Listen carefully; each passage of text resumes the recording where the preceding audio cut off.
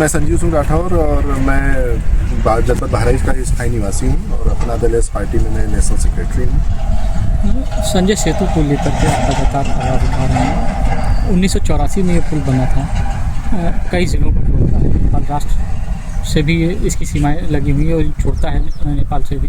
ऐसे में इस जर्जर हो चुका है, इसको लेकर के कहाँ आपने आवाज़ उठाई और क्या?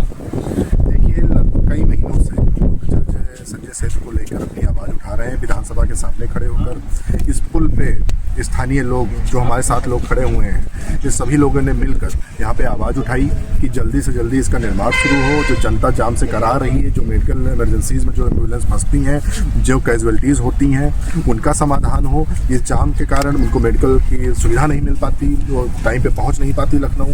तो इन सब चीज़ों को लेकर हमारा संघर्ष है। पिछले 8 सालों से लगातार इस संजय सेतु का मीडिया ट्रायल कराया जा रहा है कि बहुत जल्दी बन जाएगा, अगले वर्ष काम शुरू हो जाएगा, ये डिजिटल हाईवे बनेगा, ये 6 लेन बनेगा, ये 4 लेन बनेगा।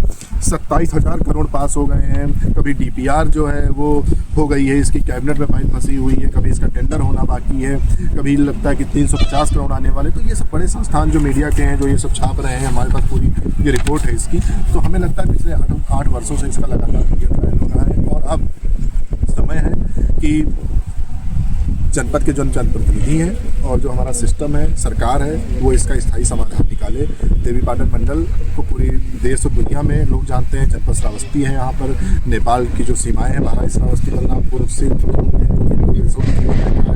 भगवान बुद्ध की तपोस्थली रहा है श्रावस्ती। फॉरेन से टूरिस्ट आते हैं यहाँ पर, जो भगवान बुद्ध ने बहुत सारा टाइम यहाँ पर बिताया था। तो देश की क्या दशा है, देश का क्या सिस्टम है, कैसी सड़कें हैं, ये पूरी दुनिया को शर्मसार करता है। जब यहाँ पर कोई जाम में फंसना होगा, कोई एम्बुलेंस फंसती होगी। और मैं आपको बताऊँ, देवीपाटन मंडल में 4 सांसद हैं, 20 विधायक हैं, सैकड़ों जनप्रतिनिधि हैं, लेकिन पिछले 8 वर्षों से ये संजय सेतु करा रहा है। रोजमर्रा की ज़िंदगी में जनता जो है वो करा रही है जाम से, लेकिन अभी तक इसका कोई समाधान नहीं हो पाया है। मैं चाहता हूँ आपके चैनल के माध्यम से कि ये आवाज़ सरकार तक पहुँचे और इस संजय सेतु का जल्द से जल्द निर्माण शुरू हो। मरम्मत में भी बहुत पैसे खर्च हो चुके हैं। ये सब जनता का पैसा है जो मरम्मत के नाम पे लगाया जा रहा है। फिर जनता टैक्स देगी, फिर मरम्मत होगी और फिर जाम लगेगा। तो इससे अच्छा है कि इसका स्थायी समाधान निकाला जाए और कहीं ना कहीं बहुत जल्द ही इस पे काम शुरू हो जाए, क्योंकि अगर किसी दिन कोई बड़ी दुर्घटना घट गई, किसी कोई कैजुअलिटी हो गई, तो इसकी जिम्मेदारी कौन लेगा? ये बहुत बड़ा विषय है। संजय सेतु को लेकर के आप आवाज़ उठा रहे हैं, अपना दल इसमें से जुड़े हुए हैं, सरकार में हैं। ऐसे में आपने प्रशासनिक लेवल पर क्या कदम उठाए या मुख्यमंत्री तक इस बात को? देखिए, हमारे जो पार्टी के जो हमारे संरक्षक हैं, हमारे नेता हैं, माननीय कैबिनेट मंत्री श्री आशीष पटेल जी, हमने उनको लेटर लिखा था। उन्होंने संबंधित विभाग को लेटर लिखा और संबंधित विभाग ने नितिन गडकरी को लेटर लिखा, जो सार्वजनिक है और उसकी प्रति मेरे पास यहाँ पर मौजूद है।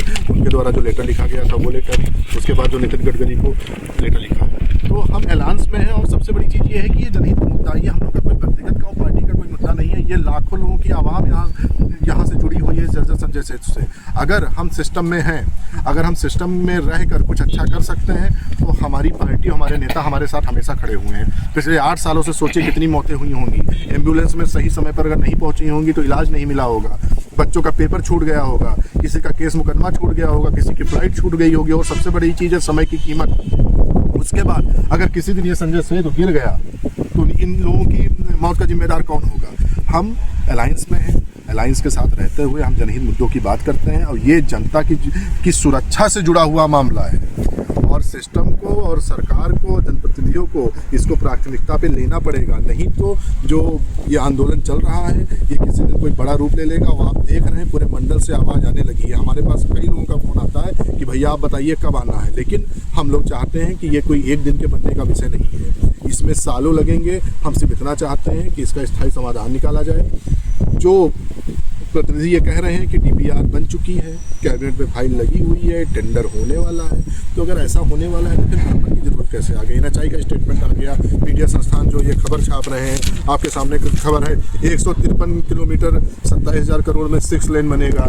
153 किलोमीटर लंबा नेशनल हाईवे 27,000 करोड़ से बनेगा, 6 लेन यूपी पूर्वी नेपाल को जोड़ेगा।